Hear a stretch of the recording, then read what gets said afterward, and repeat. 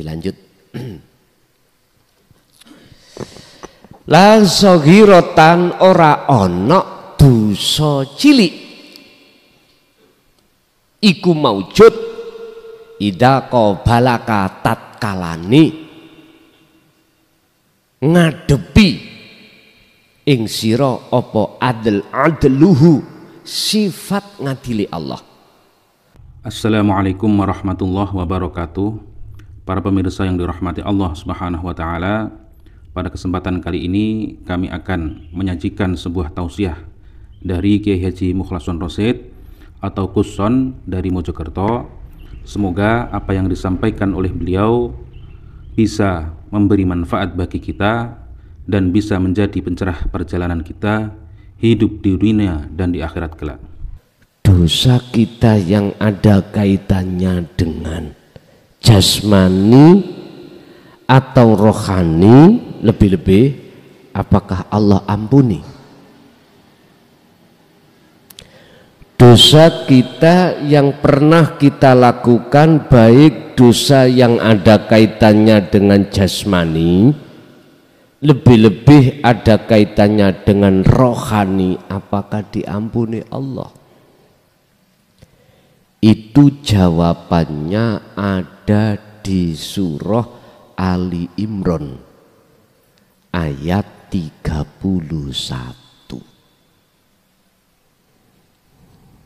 Niki nek cara bahas Quran. Dan banyak ayat-ayat yang menjelaskan tentang masalah pengampunan Allah. Jawabannya ada di situ. Satu aja saya mengambil dari surat Ali Imran ayat 31. Allah akan menghapus segala dosa kesalahan kita dengan catatan pertama jenengan kedah nderek Kanjeng Nabi. Nderek Kanjeng Nabi. Lah Kanjeng Nabi pun boten wonten, maka ada penerusnya. Siapa penerusnya? Ada dua garis di sini. Ada garis dari nasab yang disebut dzurriyyah. Ada garis dari orang dekat beliau disebut sahabat. Ini yang disebut tabi'ina sholihin. Mengikuti dari sisi mananya. Nyun sewu, kita manusia ada jasmani, ada rohani.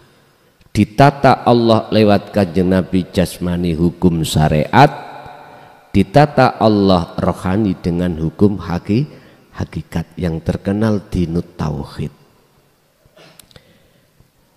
Unsur dari dinut tauhid ini Bapak Ibu yang terkesan selama 14 abad ini ditutupi. Entah dengan sebab apa, saya kurang paham. Apakah memang dengan sebab takut ataukah dengan sebab memang tidak mendapatkan atau tidak diizini Allah untuk mendapatkan daqaiqul asrarnya Allah di sini. Wallahu a'lam. Jenengan ngabukti terhadap tabi'in dan atau yang disebut sebagai dzurriyyah, ngabukti untuk mendapatkan ilmunya itu sama, supaya ruhaniyah jenengan iku khuluqin azim, menjadi hati yang berbudi luhur atau ruhaniyah yang berakhlak ilahiyah. Sehingga ketika jasmani ini melakukan apapun, baik ibadah murni atau tidak murni, ruhaniyah jenengan iki berakhlak ilahiyah, condong menghadap bertemu Allah. Niki kan khuluk, cara hati yang berbudi luhur itu di situ. Gak mudah mandang makhluk, tapi mandang indahu au qoblahu au ba'dahu, mandangnya itu yang menguasai kaun makhluk ini. Tidak ada lain kecuali Allah Subhanahu wa ta'ala. Bapak Ibu, inilah yang dimaksud ayat itu. Jikalau kau mengikuti aku betul-betul, kata Kanjeng Nabi, yuhibbukumullah wa yaghfir lakum dzunubakum. Di samping seluruh dosa-dosamu yang ada kaitannya dengan jasmani, lebih-lebih rohani, wa yaghfir lakum dzunubakum, diampuni Allah. Inilah yang dimaksud Kanjeng Nabi taubatan nasuha. Sudah tidak beriman lagi terhadap selain ilahun wahid dari segi kejadian apapun yang memiliki, yang bisa ini, bisa itu, sudah tidak lagi. Makanya disebut yuhbib, satu diampuni, kedua yuhbibkumullah, Gusti Allah akan menjadikan kau sebagai kekasihnya. Sehingga secara umum disebut Habib. Ngaten niki. Jamak dari habaib. Nek habaib itu Habib banyak, nek Habib itu Habib satu.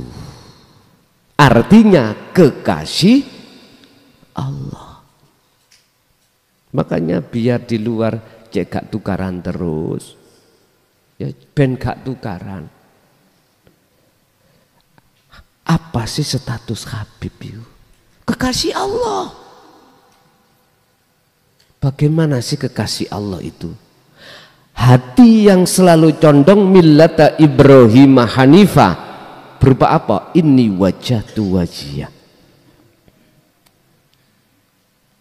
Hati selalu condong menghadap Allahnya. Kalau sudah jatuh hati di sini, gak mudah menyalahkan orang. Jadi titel Habib itu Pak, ing mungguh Gusti Allah iki tidak harus dari unsur nasab, dari unsur orang dekat beliau, sahabat, dan diteruskan oleh tabi'in. Niki sebetulnya di mata Allah yang pantas mendapatkan titel Habib, tapi beliau-beliau gak gila. Celuk naku Habib, mboten. Malah dalam makalah 121 kalau nggak salah dalam kitab Hikam ini, Gusti Allah akan menutupi kehabiban seseorang. Tadi saya katakan Habib itu kekasih Allah. Yuhibbukumullah, Allah akan menerima cintamu sebab jenengan telah melepaskan cintamu terhadap selain Allah tadinya, yaitu hubbud dunya, dilepas dengan cara kholwat lewat dzikir sirul asrar, baru lepas masuk di dalam alam fana. Sudah masuk dalam alam fana, bersihlah semuanya perkara-perkara selain Allah. Akhirnya tidak muncul buah hasud, iri, senang dipuja orang, iktimat, sudah tidak masuk di situ. Sudah habis, hilang. Makanya Allah tutupi, sehingga beliau-beliau nggak ingin dipuja. Izin kalau betul-betul kekasih Allah, izin Pak. Jadi saya tidak ikut campur urusan di luar, ndak. Cuman saya ingatkan, dari dua kubu yang pantas miturut surat Ali Imran dipanggil Habib adalah mereka yang mengikuti tatanan tuntunan dari baginda Rasul.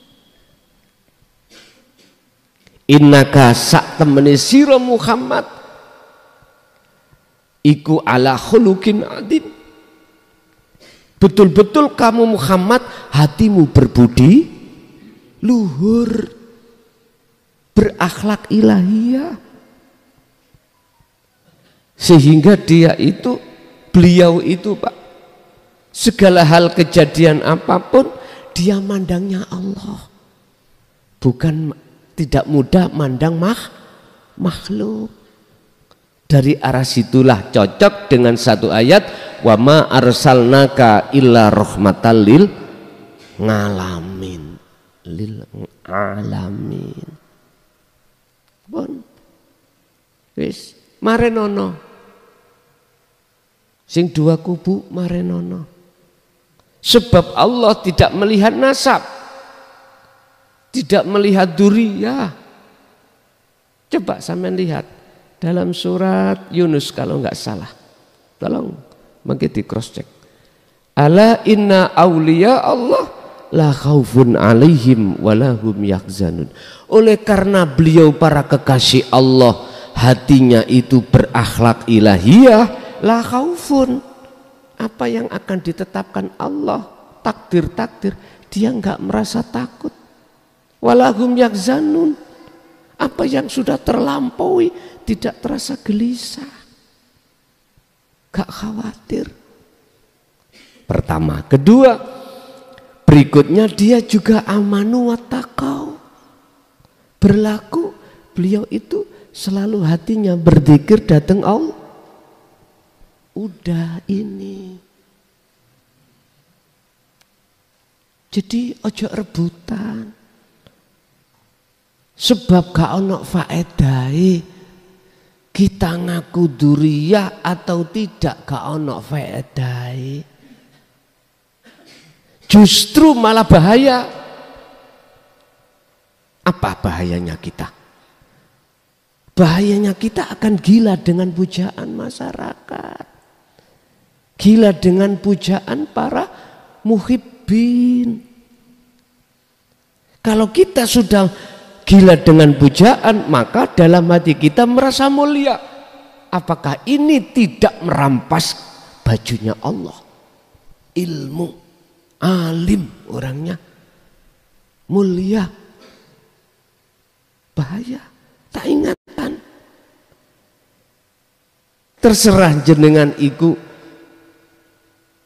menerima atau tidak, aku gak ada urusan. Biar cegak terjadi perang palegrek. Nanti lo sing tabrakan iki muhibbin sama-sama pribumi. Lo estu, ayo biarkanlah, nanti akan ke level persidangan, gak terima, tawur. 1 minggu yang lalu saya mendengar di Gresik tetangga saya, gelut antara muhibbin satu dengan muhibbin yang Allah ya Karim. Udah berhenti. Gak ada manfaatnya kita ngaku atau tidak ngaku tentang nasab, gak ada manfaatnya.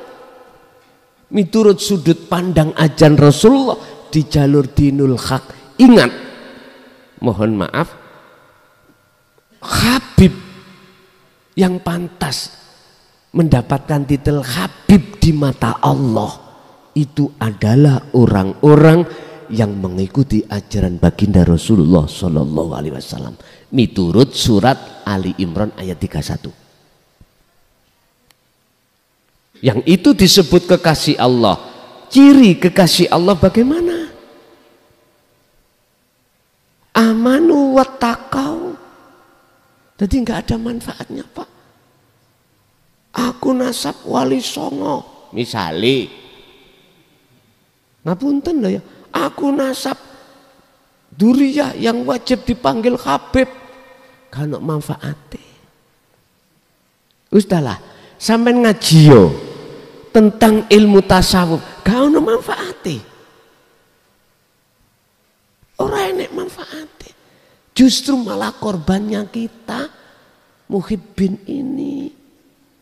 Ajaan umat ini untuk merapat, mendekat, menuju dan bertemu Allah. Sebab muhibbin ini umurnya wis ambu lemah. Masa mau kita tabrak-tabrakan ke sana kemari? Walaupun jenengan iki ada nasab, yojo ngaku-ngaku. Aku nasabe supaya dipuja, dihormati oleh wong pribumi. Ojo, jangan. Iku podo gak duwe akhlak. Podo karun jenengan iki nyidrai ajaran Rasulullah. Rasulullah nggak pernah bilang pujaan aku, hormatono aku, nek gak rokokmu. Wa ma ubarri'u nafsi. Aku iki nggak aman dengan kepentingan nafsu. Jelas toh? Aku nggak bisa menolong kamu jikalau tidak dapat izin dari Allah, kata Rasul. Aku pun nggak mungkin bisa menolong orang lain. Wong nolong saya sendiri nggak bisa jikalau tidak dapat rahmat syafaat dari Allah. Itu Rasulullah. Kok ada yang berani gak ngurmati duriyai Kanjeng Nabi? Gak surga kamu. Ojo pun stop perdebatan, stop. Sebuah lagu dari Bang Haji Romai Rama berjudul Stop. Ada loh lagu ini stop niku Pak nggih. Nanti Bapak sebagai imam-imam, korbannya itu adalah pribumi.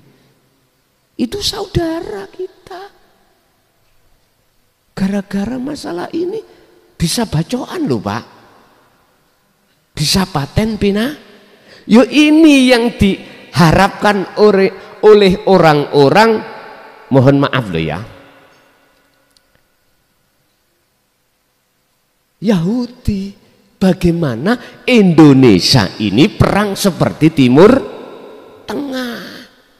Wis, ayo kita sama-sama untuk belajar ilmu tasawuf, ilmu tauhid. Entah mukobalah Anda, rujukan Anda kitab apapun, monggo. Sebab jikalau ruhaniyah hati kita tidak masuk di situ, siapapun kita, hatta zurtumul makobir, sampai mati kita akan berdebat. Itu pasti. Pun biar nggak seperti itu, ayo kita islah. Kita sama-sama duduk satu majelis supaya yang di bawah tidak gesekan. Ingat satu hal, apakah panjenengan kita ada nasab atau tidak, ngaku-ngaku nggak ono manfaatnya, nggak ada manfaatnya. Kita alim atau tidak, ngaku-ngaku nggak ada manfaatnya.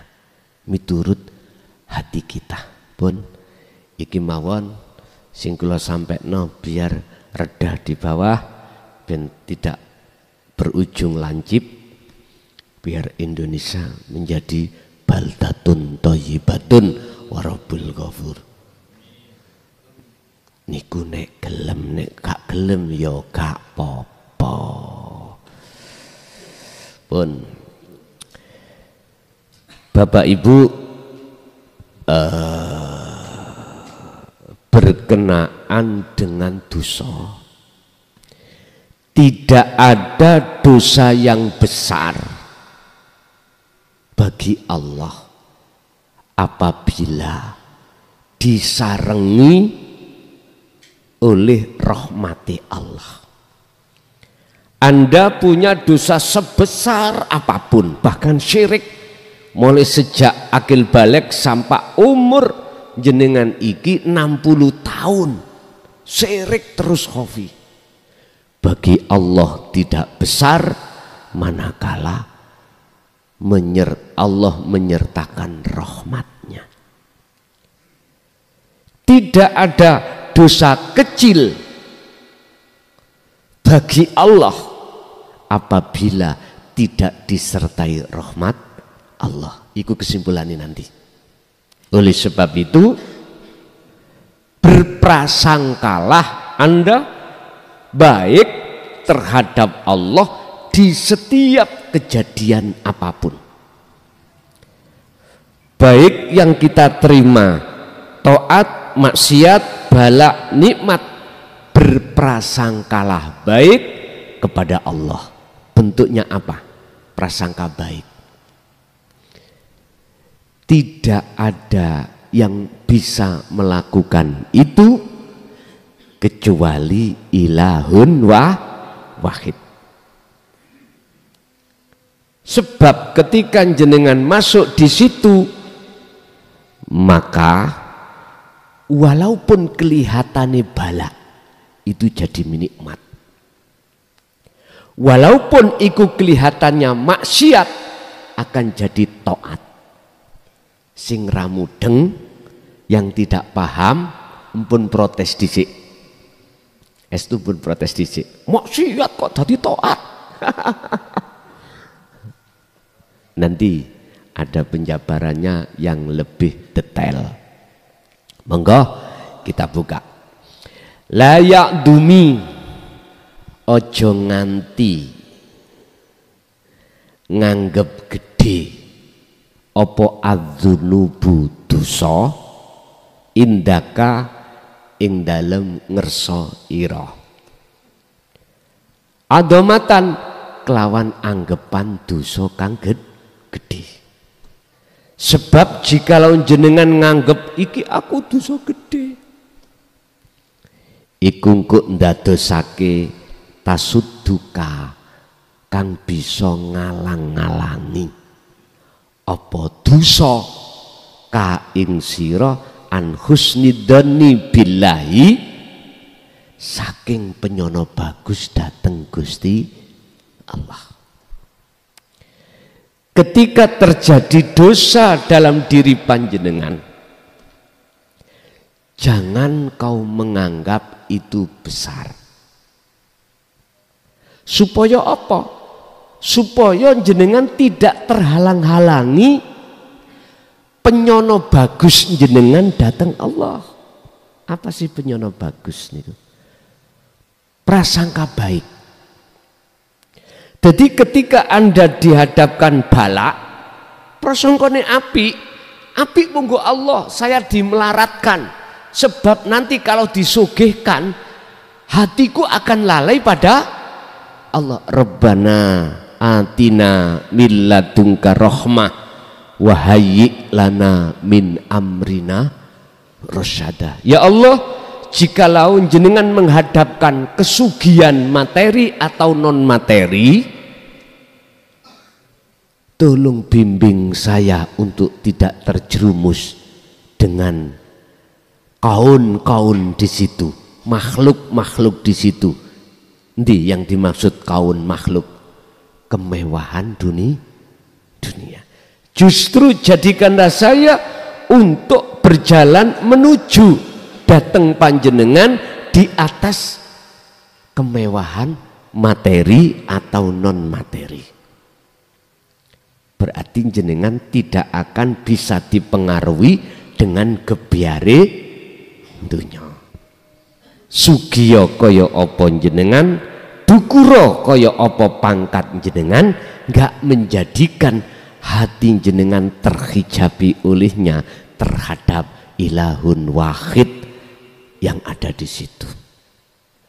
Kita tidak akan pernah terhijabi, dihalangi oleh kaun-kaun makhluk-makhluk di situ manakala jenengan iki dzikron katsiron, melakukan sejatinya dzikir sebanyak-banyaknya.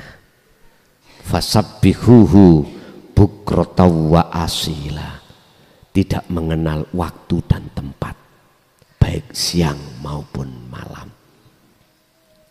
Iku maksudin jenengan boten angsal nganggep gede dosa yang terjadi pada dirinya, supaya jenengan iki tidak terhalang dari prasangka baik terhadap Allah.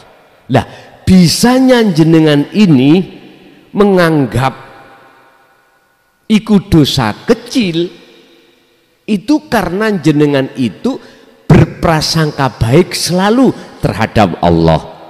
Bisanya jenengan selalu berprasangka baik pada Allah manakala jenengan iki mengamalkan, mempraktekkan sejatinya zikir.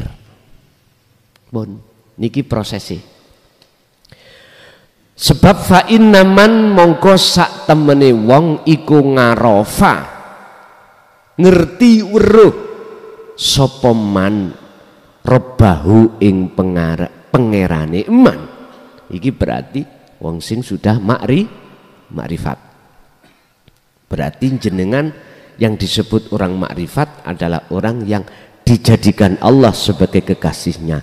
Orang yang dijadikan Allah sebagai kekasihnya adalah orang-orang yang hatinya sudah melepas cintanya terhadap selain Allah, yaitu hubbudun dunia. Gampang nggih pemahamannya? Gampang. Ilmu sekarang tinggal ngelakoni. Lah ngoten to? Ya terserah jenengan ngelakoni gak ngelakoni itu urus aku. Ngoten. Kalau jenengan sudah masuk di wilayah ini, maka istasghara, mongko nganggep cilik fi jambi karomihi ing dalem ngadepi anugerah Allah. Apa? Makrifat. Dambahu ing dosane nganggep cilik, dambahu ing dosane eman. Artinya Anda secara otomatis dalam hati mengatakan dosa cilik, manakala jenengan ini dalam hati ada rahmat Allah. Rahmat Allah itu apa? Man arafa rabbahu tadi, ngerti sing agawe iku Gusti sekalipun maksiat. Tabrakan ya, itu tabrak ono, sekalipun balak tabrakan, ya tabrakan terserah. Jenengan tidak akan pernah tabrakan manakala jenengan iki sudah fana. Nek belum fana mesti tabrakan. Ayatnya wonten, Pak. Nek apik sangka Allah, nek elek teko dirimu nafsu. Karena belum fana. Ingat, makalah 14 Syibnu Antoilah dawuh, kaun al kaunu utawi makhluk, kulluhu ya saben-saben kaun iku dzulmatun ora ono, fana. Makna murate gelap. Gelap. Anaruhu madangi hu ing kaun sapa zuhurul haqqi, nyatane wujude Allah.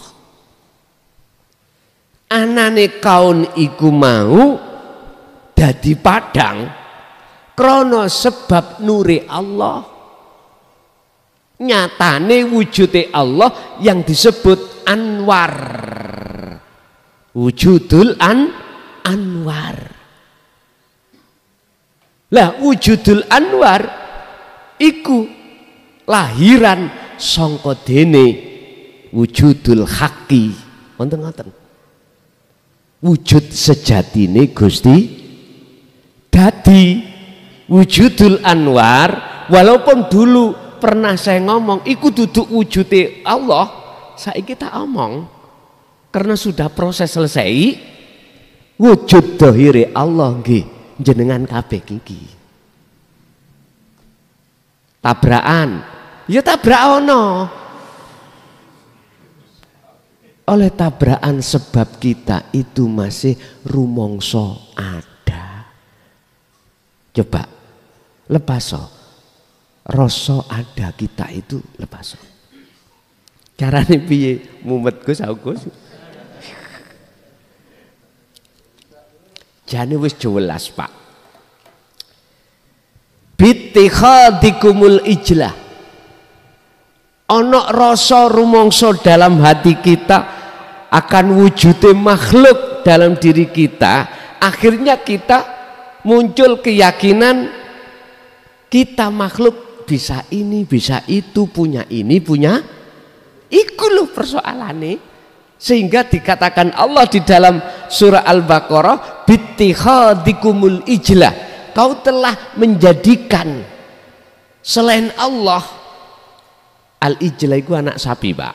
Kalau dibiarkan jadi bapak sapi, itu dari menjadi sesembahamu.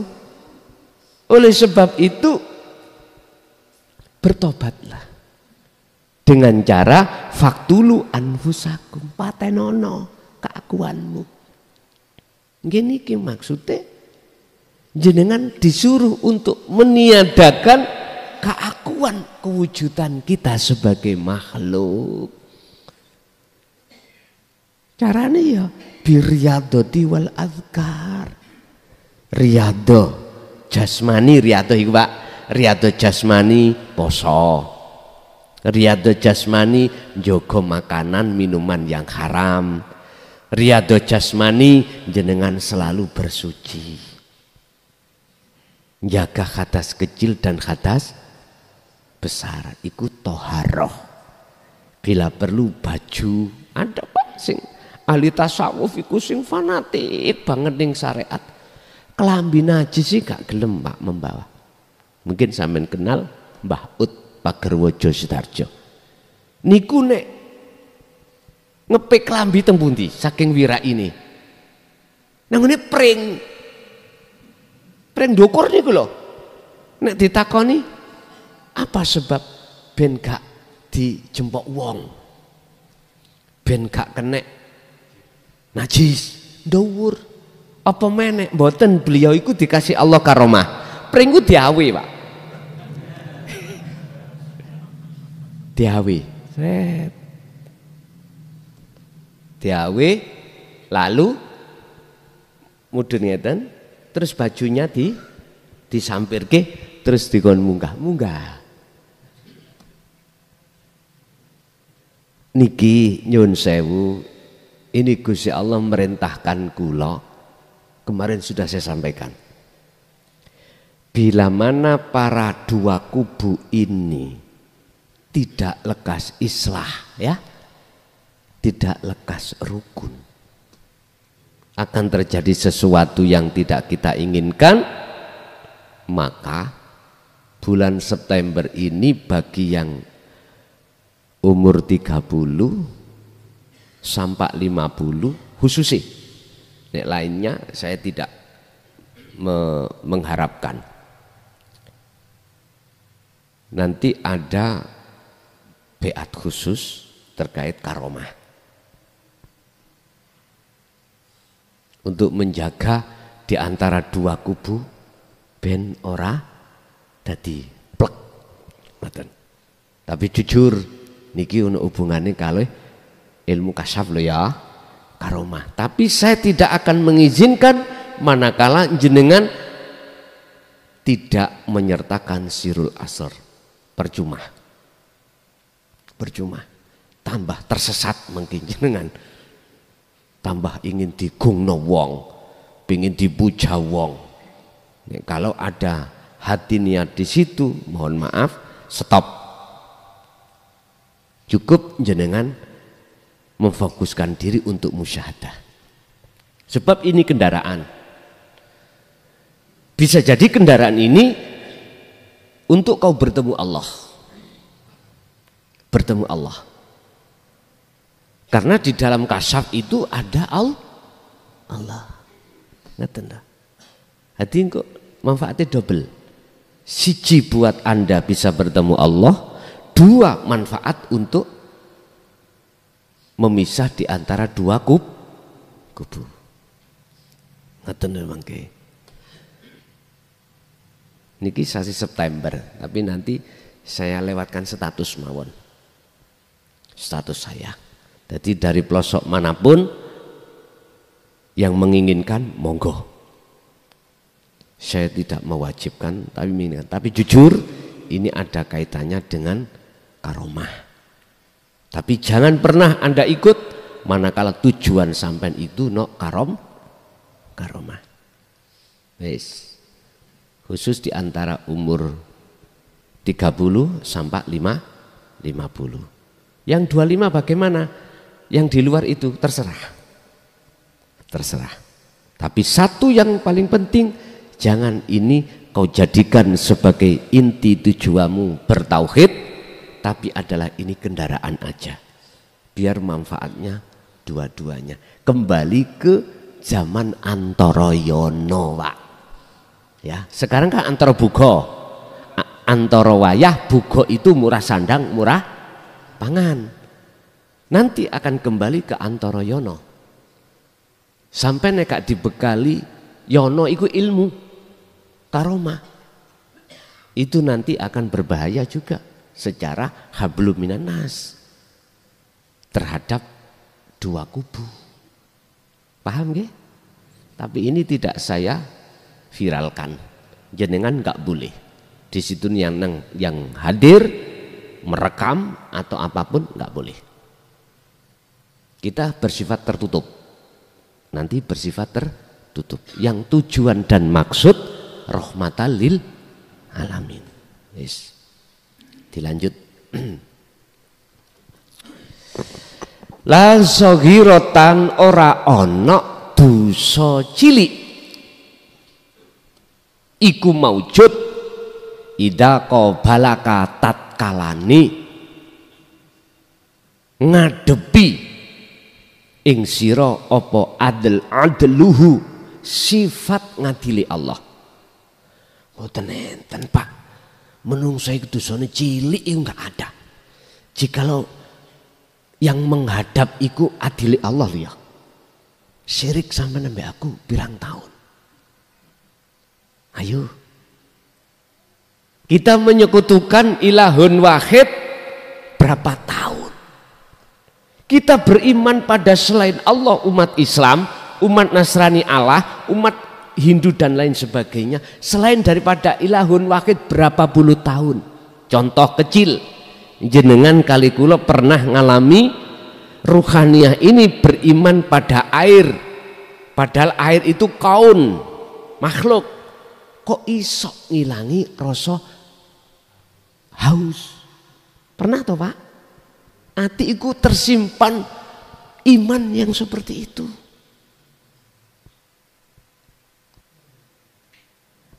Pernah ati iku beriman pada uang. Pernah hati itu beriman pada kedudukan, kehormatan. Loh, la sogirotan kaono asli dosa cilik. Jikalau yang hadir ini adili Allah. Intine jenengan kaono wong sing iso mlebu surga. Wis ah. Kalau melihat dosa-dosa kita, Pak. Allah kan sudah mengatakan, siapa yang nyembah aku tak rahmati, siapa yang menyembah selain aku tak adab. Lah ngono ta? Jadi nggak ada manusia itu dosanya kecil, nggak ada, semuanya bes. Kita nggak ngomong dosa yang ada kaitannya dengan jasmani loh, Pak, rohani aja. Apalagi kalau kita ngomong jasmani. Satu hari lo nyun sewu Bu nggih, ibu iku nek gak ngerasani cangkem koyoke niku getir. Nyun sewu Bu nggih. Iku bagi mereka yang tidak mengenal tauhid. Ngapunten. Dan itu pernah terjadi pada kita. Karena siapapun kita, Bu, kalau hati tidak condong pada Allah, mesti muncul buah sifat basariyah. Apa buahnya? Hasud, riya, takabur, iri. Tonggoni sok tuku udut ya, dulu ya, sekarang sepeda motor.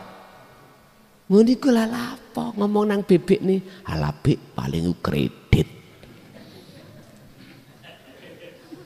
Lapo ngono kuwi. Ngomong nang Mas, suaminya ning ati lu iri. Masalah kita belum punya terus tonggo punya. Muga-muga ndang tabrak ono.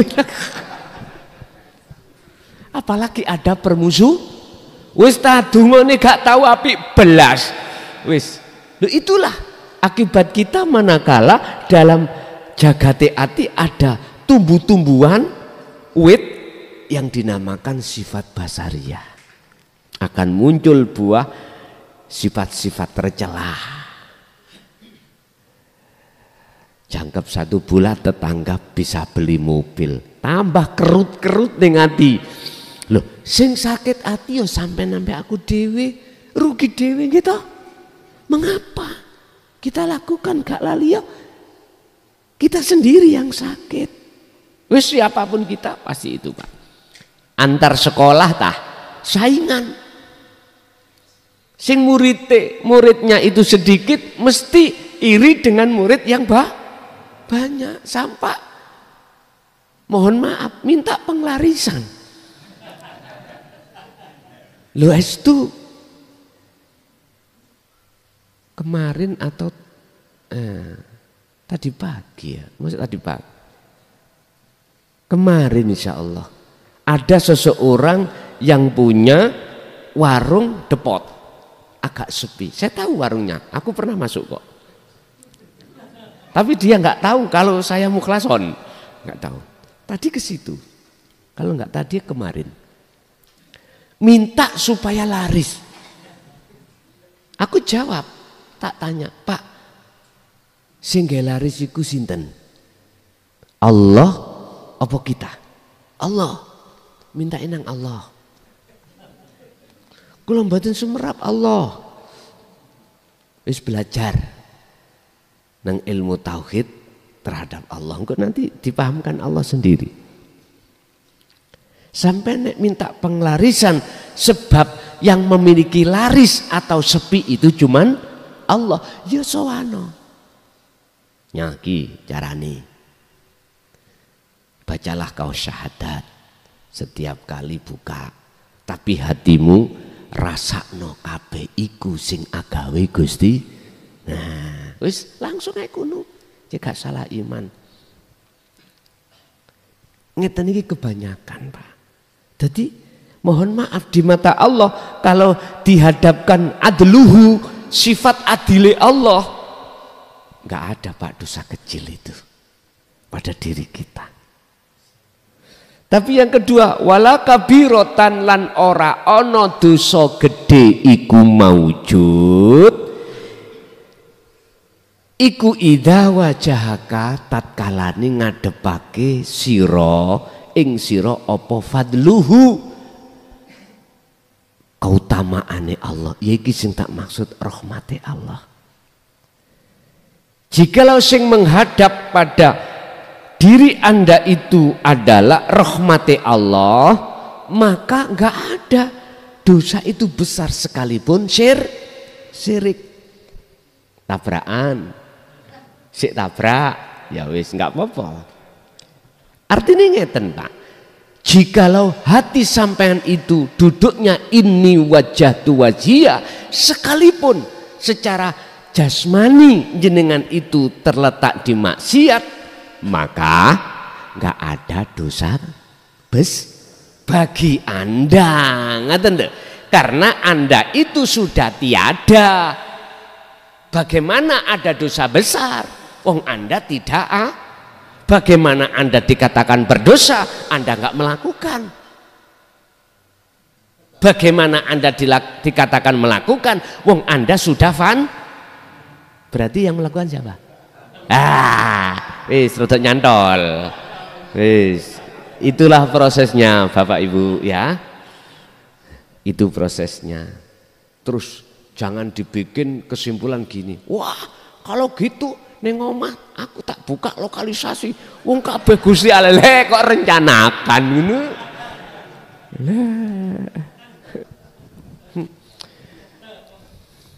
Bapak Ibu hadirin jamaah rahimakumullah, tergantung. Makanya dalam makalah lain Syekh Ibnu Athaillah mengatakan husnul a'mali nataiju husnil ahwal min qalbin zahidin. Su'ul a'mali nataiju su'il ahwal min qalbin raghibin. Jelas niku. Di mata Allah laku dohir apapun, baik atau jelek di mata Allah, berdosa atau tidak di mata Allah, tergantung keadaan hati kita, tergantung keadaan rohaniah kita. Rohaniah kita ada dua. Inni wajjahtu wajhiya dengan inni wajjahtu samawati wal ard atau kaun.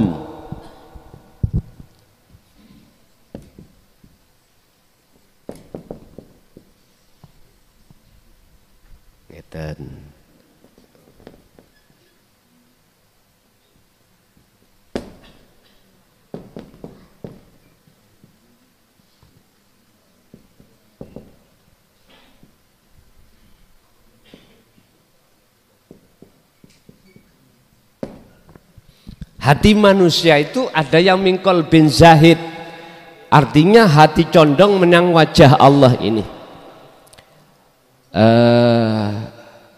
Au indahu, au qablahu, au ba'dahu.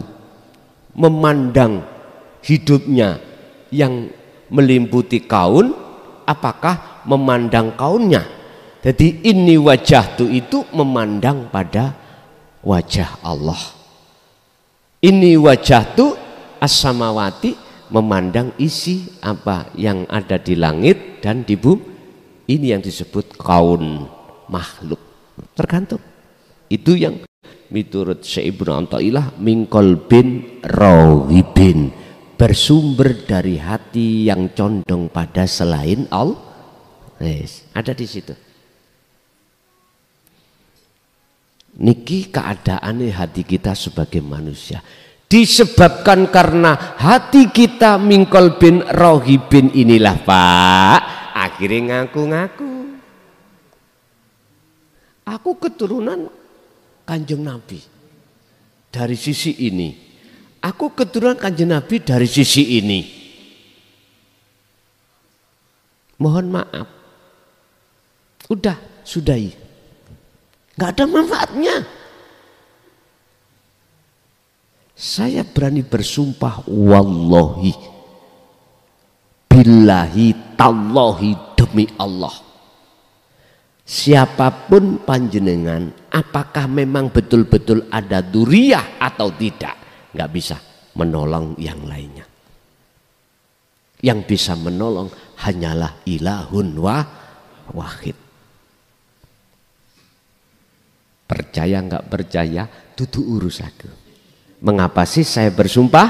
Supaya jenengan ini semuanya yang bersih tegang mencari jawabannya.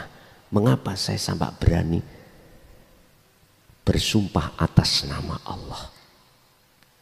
Jenengan kalau ada respon mesti mencari jawabannya. Karena ini taruhannya tidak dunia saja loh Pak. Akhir saya bersumpah ini taruhannya tidak dunia aja, bahkan akhirat. Mohon maaf, urusan jenengan percaya nggak percaya bukan urusan saya. Cuman Anda saya kasih taukid, saya taukiti tak kuat no, supaya jenengan estu mencari kebenarannya itu, sehingga nggak ada manfaatnya. Jenengan kali kulo niki bersih tegang di mata Allah loh ya. Di mata Allah yang kumaksud nggak ada manfaatnya. Anda nggak bisa menolong umat, nggak bisa. Nggak bisa. Jangankan Anda ngomong bisa menolong umat, Kanjeng Nabi sendiri bagaimana toh? Nggak bisa. Mana ada ayat yang mengatakan aku bisa menolong kamu? Ayo, ingin tahu? Nggak ada. Bahkan Allah sendiri mengatakan terhadap Kanjeng Nabi Muhammad di dalam surah Al-Qasas ayat 56 ya. 56.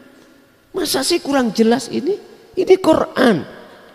Innaka sesungguhnya kau Muhammad sak temene sira Muhammad. Kaiku mukhotobnya nanggone Kanjeng Nabi. Ikulah tahdiman ahbabta, tidak bisa memberikan petunjuk, tidak bisa memberikan pertolongan sekalipun orang yang kau cintai Muhammad, orang dekat. Siapa? Ahli bait. Enggak bisa Kanjeng Nabi ku menolong, berikan petunjuk. Siapa yang orang dekatnya termasuk sahabat. Enggak bisa. Terus sinten siapa yang menolong? Walakinnallaha yahdi may yasha. Akan tapi yang bisa menolong hanyalah Allah. Etikanya Gusti Allah meletakkan pertolongannya itu terhadap umat lewat Kanjeng. Tapi bukan berarti itu kau artikan Muhammad itu bisa menolong dan memberikan petunjuk. Ikilah ilmu TK ngeten iki. Ilmu TK. Tinggal Anda beriman terhadap siapanya. Sumbernya dari mana? Dari Allah. Ya imanlah pada Allah. Sekarang rame-rame wasilah. Kebanyakan orang yang sudah fanatik dengan wasilah, mandek di wasilah, makhluk wasilah itu. Tidak, dengan wasilah nggak bisa sampai pada Allah. Nggak bisa bos, jenengan sampai pada Allah kalau mandek di wasilah. Wasilah itu apa? Kabel lho Pak. Ayo, kabel itu mboten sambung nang mixer. Apa iki sok muni? Salone mboten saged.